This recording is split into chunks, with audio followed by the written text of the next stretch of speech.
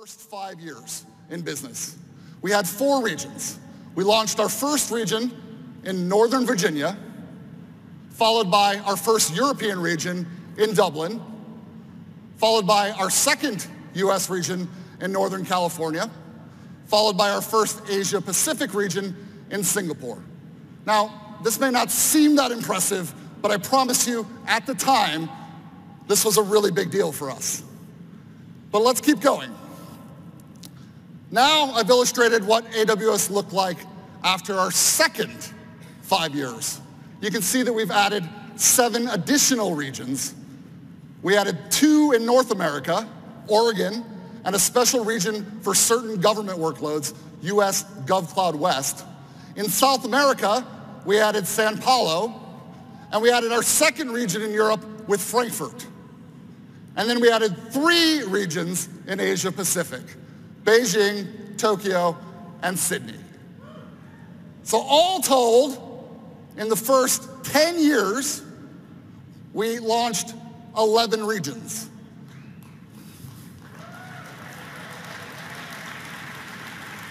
Now, let's look at 2016, 2017, and what we've announced that we'll be launching in 2018. In this 3-year period, we will add another 11 regions. This is as many regions as we launched in the whole first 10 years of our existence. And we're just getting started. I fully expect the pace of global expansion is going to continue to accelerate. Okay, let's review the bidding here. We've launched 2 new North American regions, Ohio and Montreal. We launched our 3rd European region in London, and we launched 2 new regions in Asia Pacific, Mumbai and Seoul. In addition to that, we pre-announced a second GovCloud region in the US GovCloud East. We've also pre-announced 2 additional European regions, one in France and one in Sweden. And we've pre-announced our first Middle Eastern region in Bahrain. Additionally, we'll be launching in Hong Kong. So all total, 11 new regions in the last year, this year, and next year. Okay, this is probably the perfect time to touch briefly on sustainable energy and our efforts there. If you caught this talk last year, James Hamilton discussed our long-term commitment to achieve 100% renewable energy and our progress towards that goal. I won't have time to go too deep in this tonight, but in addition to these renewable projects, our goal is to build AWS regions in locations where we can supply them with renewable power in the same grid. Take Sweden, for example. We're very excited to be launching in Sweden with another major European region. And the reason for this is Sweden's, amongst other reasons, is Sweden's commitment to renewable energy. Sweden currently produces about 50% of their energy from renewable sources, which is one of the highest in all of Europe. In addition to that, Sweden has made the most aggressive public commitment to get to 100% renewable power in all of Europe. And we're happy to be part of that with them. Now, let's look at Bahrain. When we looked at the Middle East, the power infrastructure in the Middle East is not as advanced as other areas of the world in terms of renewable energy. So therefore, when we looked for a site, we were excited to partner with Bahrain to launch the first utility-scale renewable project. The energy produced from this project will help power our Bahrain region once operational. So it's another great example of how sustainability is factoring into our regional expansion strategy. Okay, I've shown you the expansion of regions, but now let's take a moment to see what a region is. We're going to zoom in a little here. What we talk about when we talk about a region is very different than what you might hear from some other providers. And so I want to spend some time clarifying what a region is.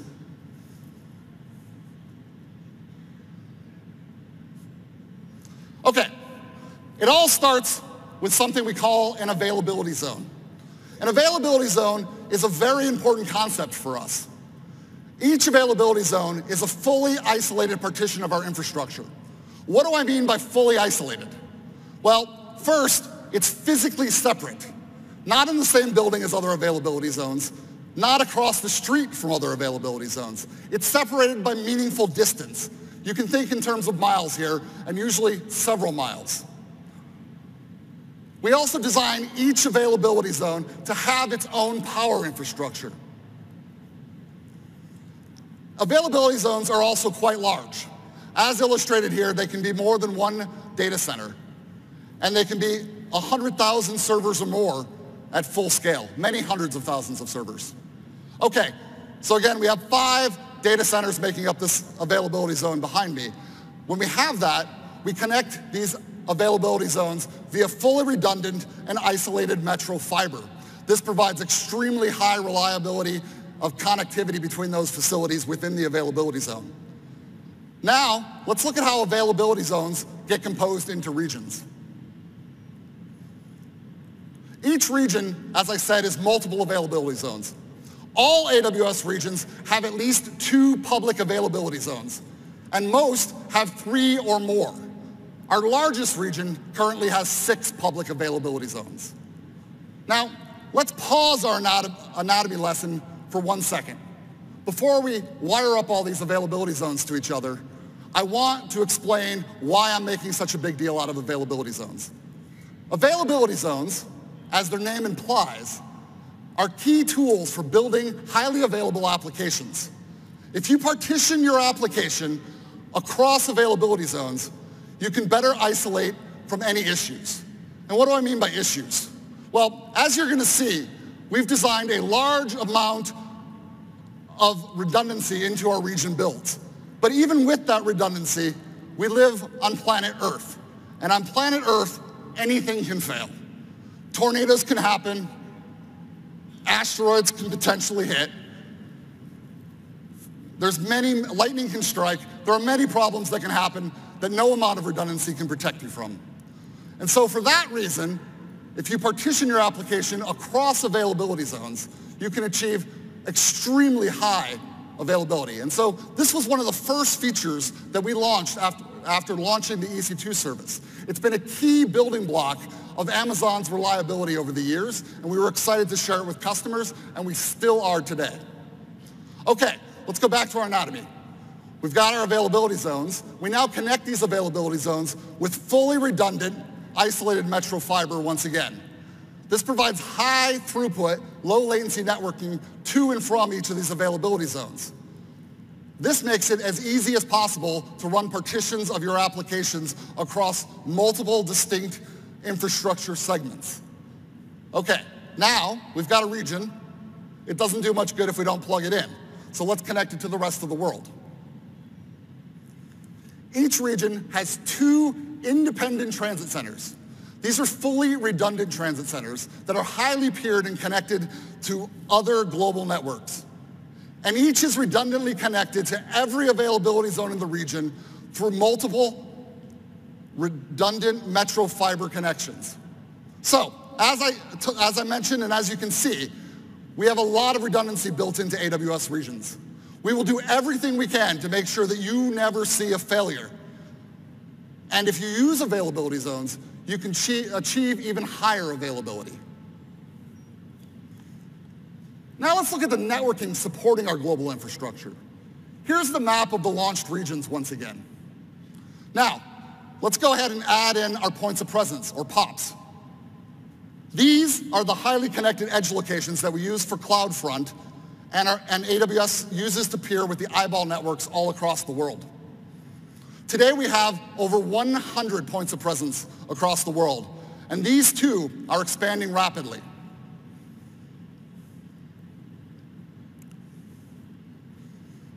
Now here's how it's all connected. All of these regions and all of these POPs are connected by the Amazon Global Network. The Amazon Global Network provides private connectivity between each of these locations with a highly redundant network. What you see pictured here are the major links in that network.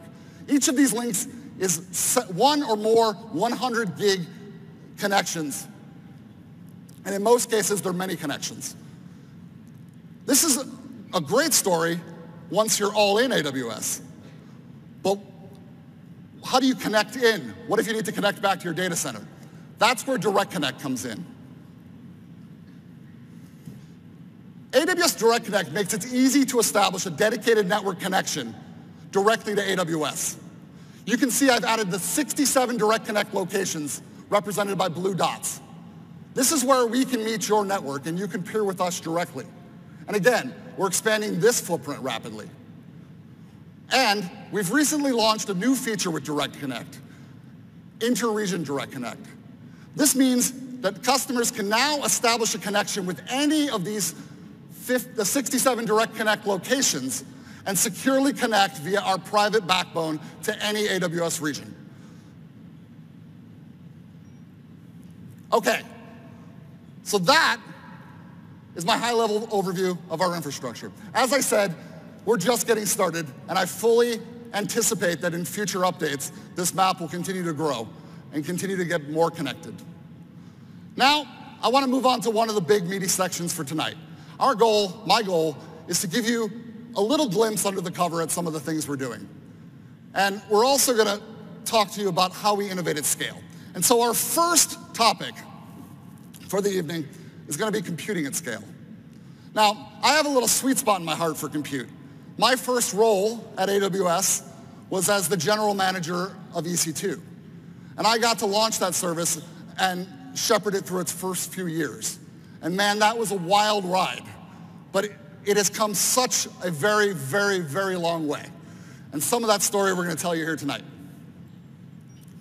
So, the chart behind me shows the growth of what I would call standard cores for our external EC2 business. These are your normal x86 processor cores that are running in all of your instances. You can see that things are growing at a very healthy clip year over year. While that's pretty impressive growth, let's look at what we call accelerated compute.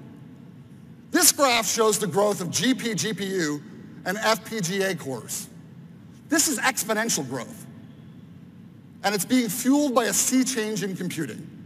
Customers are using new types of computing in innovative ways, and it's very exciting to be part of enabling this change. At this time, I'm excited to introduce Dr. Matt Wood, GM of Artificial Intelligence at AWS. He's going to come up and share some details about how customers are using accelerated compute, including the new P3 instance.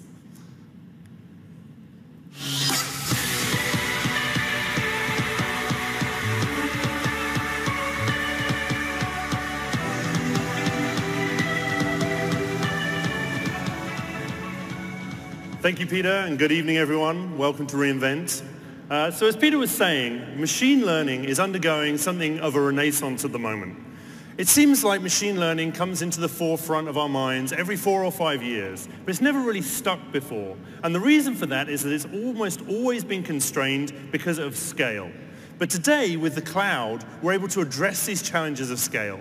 We're able to amass the amount of data that we need, store, analyze, and then train models on it, and hundreds, if not thousands, of GPUs, and then run inference and prediction against those trained models at enormous scale, at low latency in production applications. And it's been incredibly exciting over the past year or so to watch multiple applications be deployed onto AWS that are really pushing the forefront of machine learning in the real world. I'd like to tell you just about a couple of them right now. Too Simple is a startup company based over in Beijing and in San Francisco. And they recently completed, in the real world, a 200-mile fully autonomous drive of this truck. The truck used cameras as its primary mechanism of orienting itself in the world. And it moved safely those 200 miles from San Diego to Yuma in Arizona. And this is what they call a level 4 drive. That means that there was a human driver behind the steering wheel, but the car was able to move safely in almost all environments. And when it knows that it's not capable, it flashes up a warning and the human driver takes over. That's just one step away from the gold standard, level 5, where there is no steering wheel, no brake, and no accelerator, and no human in control. And this is running today live in the real world. Another example, medical imaging. A company called Matrix Analytics runs deep learning on AWS in order to be able to identify tumors on CT scans. So this is a sagittal section through a chest, and you can see there in the bottom left-hand corner a highlighted nodule. And that nodule has a high risk of becoming cancerous. So these sorts of deep learning systems are able to not just help radiographers and physicians identify tumors more early, but they're also able to be routinely run against any chest X-ray. And that means that at any time, as a secondary diagnosis, we're able to identify nodes and nodules on lungs earlier. And the earlier you can detect these nodules, the quicker that you can cure them. And it's advances like this that are leading to a significant improvement in patient outcomes because they can be routinely applied to every single CT scan that's taken in the world. Finally, Clemson University, one of my favorites. Talk about scale. Clemson University were running a natural language processing algorithm, and they wanted to do an enumerative search of all the parameters that were going to process and automatically categorize 500,000 journal articles. And for this, they needed a lot of compute. And so using Spot on EC2, in just 2 hours, they were able to provision 1.1 million cores in order to be able to run this. Enormous amount of compute. When we talk about scale, this is what's capable today. And this sort of volume, this sort of scale would have been simply unimaginable even 10 years ago. And today it's pushing the forefronts of machine learning. So what we've seen probably in the past 12 to 18 months are really 3 quantum leaps forward in terms of the infrastructure that is driving machine learning into the real world. I'm going to run through these 3 with you now. The first is hardware acceleration for machine learning. This took a dramatic quantum leap forward with the introduction just last month of the NVIDIA V100, codename Volta. This is a deep learning beast. Not only is it one of the largest pieces of silicon I've ever seen in my life, but it was built from the ground up to accelerate in that silicon deep learning. Now, deep learning is a tool which has really come to the forefront in the last couple of years as being able to solve some of the hardest challenges in computer science. Any system that requires human-level intelligence, whether it's voice, natural language, understanding, vision, these are all powered by deep learning. And it's Volta which has provided a significant acceleration in the way that you can train and infer predictions against those deep learning models. So by the numbers, we introduced Volta in the P3 instance, the largest of which we call the P3 16 extra large. Just sounds so meaty. This has 8 Tesla V100 GPUs inside it. We provide 128 gigabytes of GPU memory. That allows you to build very sophisticated, large-scale models. There are 40,960 CUDA cores inside the P3 16XL. And this is incredibly important because deep learning can be accelerated and can be parallelized extremely easily. The easier and the faster and the more that you can parallelize it, the quicker your training jobs run. In addition to that, NVIDIA introduced the Tensor Core, of which there's over 5,000 on the Volta chip.